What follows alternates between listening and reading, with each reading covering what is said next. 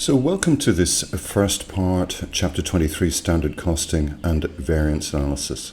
We've split this particular chapter into several different parts because of the length of it, but also because of the difficulty involved. You'll recall me within the intro to this particular MA course mentioning that the variance analysis chapter is a favorite topic area for the examiner, and it also brings challenges to students. So I'd encourage you certainly, if you have an MA, management accounting background, things may be a little bit easier. If you struggle with this area, just try and devote enough time to learn the basics. You don't certainly need to be an expert in variance analysis to deal with the majority of the questions, but certainly the basics are important. And this first part will focus on the basics. So let's take a look at the first area. Let's talk about principles first, standard costing principles. So, what do we mean by standard costing? Well, key areas really are as follows. When we think about a standard cost of a product or service, it's really a planned or predetermined cost. We decide in advance on some form of cost for a particular service, let's say, or a particular product that we're producing. So in essence, when we move that through to sort of standard costing, I guess what we're talking about is the idea that we pre-plan costs in advance for a given unit of product or indeed service, and we use that pre-planned cost to really control the business, to make decisions. Moving from there, when we think about standard costing, certainly the word control comes into play. Because at the end of the day, management accounting as we know it is about planning, controlling, and making decisions. So really, standard costing and variance analysis is really at the core, and that is why, or one of the reasons why the examiner focuses in on it. So, in terms of, a given standard cost and perhaps the difference between that standard cost and actual results, really what management are looking to do is to sort of highlight areas every month, every quarter, every period, where the organization is not in line with its sort of standards, as it were, or indeed its budgeted costs.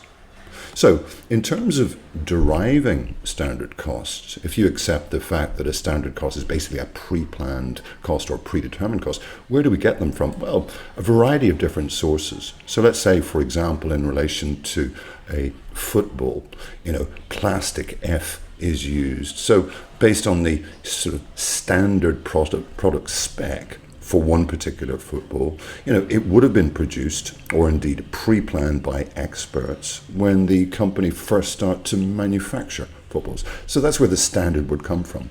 What about labor? Well, if we're thinking about labor, then obviously we'd be going to the HR department and say, okay, what's our standard cost across the board for labor? Okay, so there's a sort of an intro. Now, in terms of types of standards, this will be examined. I've seen several OT questions on this area. Let's be clear on different types of standards. First, we start with a sort of a basic standard. Perhaps it's historic, perhaps it's a traditional, may well stay the same over time, and more than likely basic, traditional or historical standards are more than likely out of date. Let's move then to an ideal standard. Now, what we're talking about here is perfect conditions, or if you will, perfect manufacturing conditions. So this would be the standard that might be in play if we had no wastage of any kind, no breakdowns, no idle time, and 100% efficiency. Now, obviously, an ideal standard is probably not one that's going to be in play on a day-by-day, week-by-week, period-by-period basis, because it's too difficult to attain. Moving on to an attainable standard, really what we're talking about there, as you would expect, is something that's achievable. It's achievable with a certain amount of hard work and indeed, motivating staff, really pushing towards this attainable standard. Now, note the sort of similarity between an attainable standard and indeed a current standard. So let's just say, based on the organization's current situation, current efficiency levels, if you will, waste, breakdowns, etc., idle hours, this is really the one that's more than likely in play, or indeed a combination of a current standard and an attainable standard. Now, do learn the definitions here. Do learn the difference between each of these types of standards. Let's move on. What about a standard cost per unit? Well, as you would expect, if we're pre-planning or predetermining costs, we have to record them somewhere. Now, this is a hark back to sort of old manufacturing practices. In other words, that there would literally be a physical cost card. So a standard cost card is just literally a list of the elements that make up a product unit or perhaps a service of some kind. Now, in terms of practice, as I've said several times throughout the course, it's so important that you put this theory that you've come across within the ACCA Hub and in this video into practice. Please do make sure, as I've said previously, that you do the activities within each of the chapters. It's crucial, even if you get them wrong. So let's look at the sort of diagrammatical view. We talked about, what standards are. So how do they sort of fit in? Remember from the off within chapter 1, we talked about management accounting really being planning, controlling, and decision making. So where does this standard area fix in? Well, as you can see from this particular diagram, really the starting point is here, where you're sort of setting standards, you're setting budgets. You move to, I guess, measuring actual. You have some sort of comparison in some way, shape, or form between, let's say, budgeted profit and actual profit. You look at the differences, you investigate the differences, and certainly significant differences. What are the main causes of them? And once you've gone through those sort of 5 steps, you're really looping round back on yourself to perhaps revise the budget, and indeed revise performance expectations. So if you will, this diagram, which sort of encompasses the area here, as you see, of standard costs, is a bit like a control loop. You set your standard in advance, you have your actual performance, you compare, investigate, and then you literally loop round, as it were. Okay? Now, let's move from there into an actual set of variances. Now, I would say that sales variances are fairly straightforward. We will see some other variances as we go through each of the parts within this chapter that are a little bit more complex. Sales are fairly straightforward. Let me explain. So, in terms of what we think about the application of variances within this chapter 23, let's note that the standard approach to variances broadly results in the majority of volume variances combined into sales volume and indeed expressed one way or another, either in terms of profit or contribution. Now, why is that? Well, we know from our costing principles that, broadly speaking, the two traditional routes, or the two main routes in terms of costing, are marginal versus absorption. And we know that if we're dealing with absorption costing, we're generally referring to profits, and if it's marginal, to contribution. Remember that marginal costing is all about sales less variable costs, whereas absorption costing absorbs fixed overheads into products or service units. So in essence, in diagrammatical form, you'll see that we, broadly speaking, and this is across the board note in the majority of variances as we set up top, we have the original budget, so let's say standard costs or revenue at expected activity level. Remember, we're planning in advance, we're predetermining.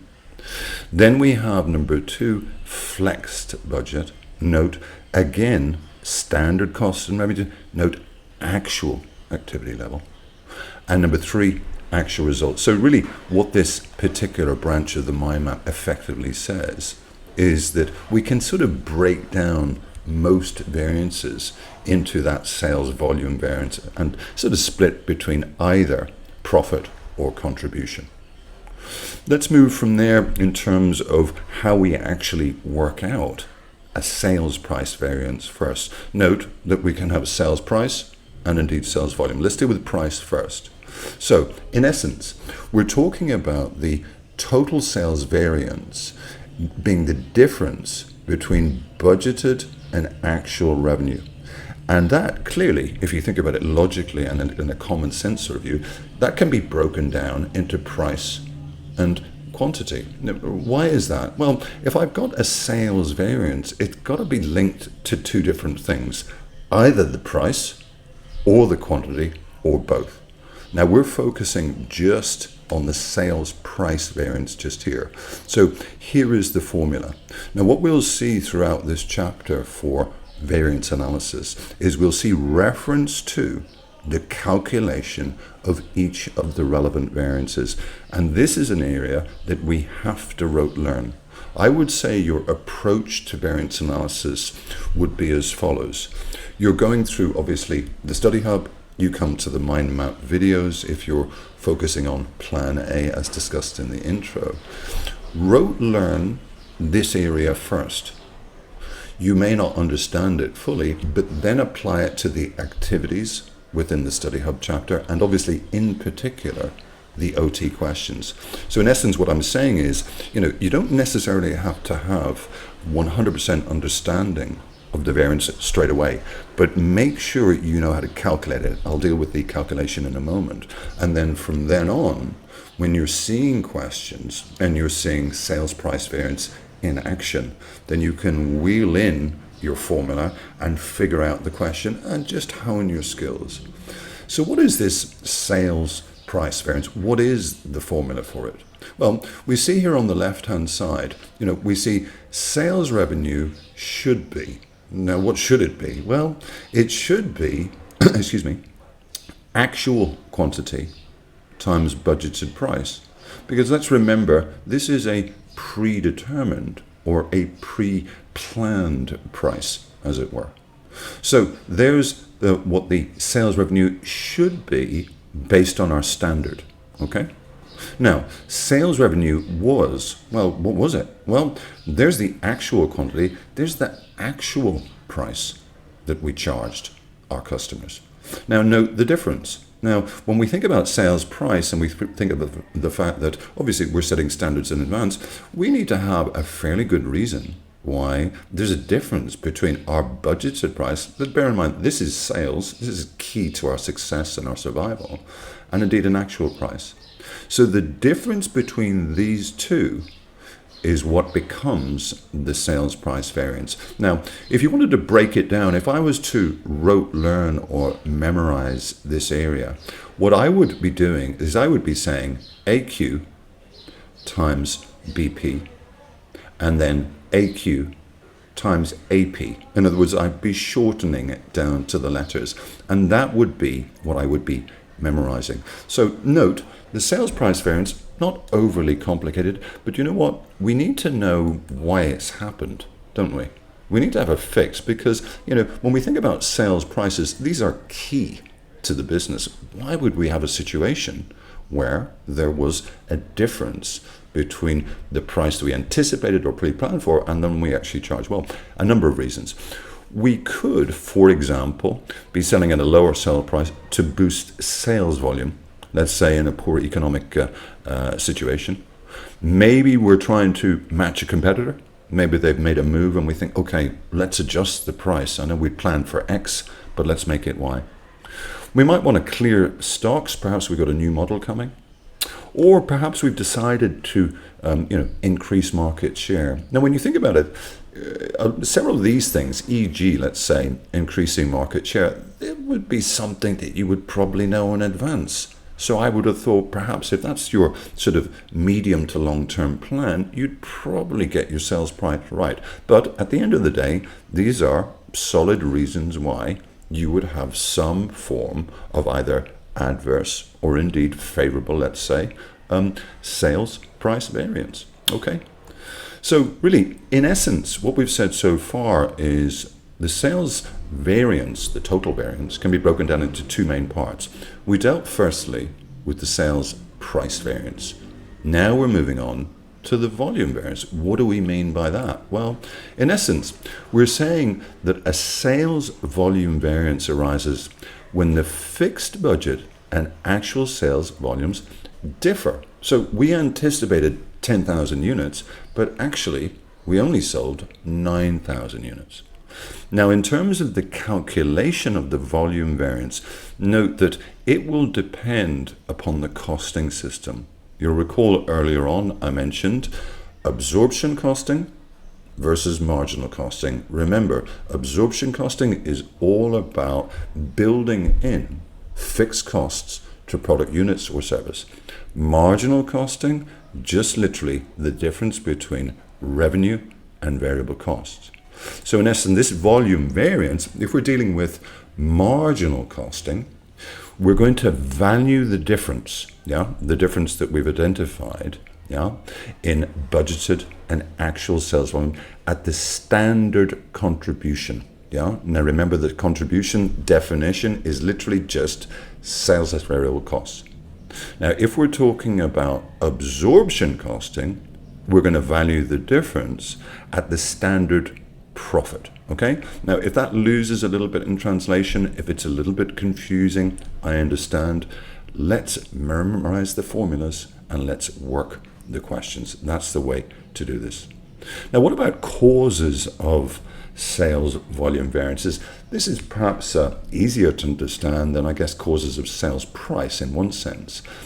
What would cause sales, our volume of sales in the next 3 months, to be different to what we anticipated? Well, possibly increased demand for a product. How about lower demand for a product? Or indeed, if you will, maybe, lower production levels because we had machine breakdowns or worker strikes.